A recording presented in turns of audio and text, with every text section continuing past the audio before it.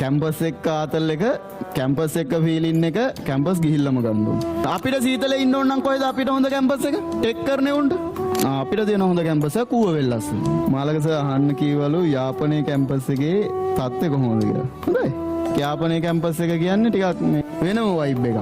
ඔයාලා නිකන් අර දෙමළ සංස්කෘතියට පොඩ්ඩක් ආසයි නම් ඔන්න ඔයාලට තෝරගන්න හොඳ කැම්පස් එකක් තමයි යාපනයේ කැම්පස් එක කියන්නේ. කොල්ලෝ 13 දෙනෙක් හිටියේ අපේ බෝඩිම තිබ්බේ ඉරණමඩුවේ මරු ඉතින් ඒ කාලේ. පට්ට වචනෙන් කියනවා.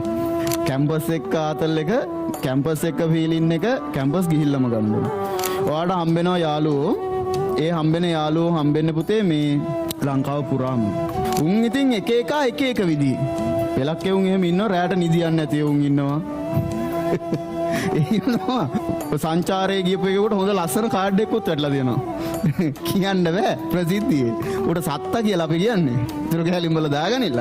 අපිට ඉතින් ඔය පේර හැම හම්බෙන්නේ නැහනේ. නේද? ඒකේ තියෙන වෙනම කල්චර් එකක් මේකේ තියෙන වෙනම කල්චර් එකක්. අර සීතලේ ඉන්න ඕන නම් එහෙ යන්න ඕන. අපිට සීතලේ ඉන්න ඕන නම් කොහෙද අපිට හොඳ කැම්පස් එක? ටෙක් කරන්නේ උන්ට. අපිට දෙන හොඳ කැම්පස් එක කූව වෙල්ලස්ස. ඒ හොඳයි. කූව වෙල්ලස්ස කැම්පස් එකක් ටිකක් අර පොඩි සීතල වයිබ් එකක් තියෙන එහෙම චිල්ලයක් ගන්න ඕන එකට එහෙම හොඳයි.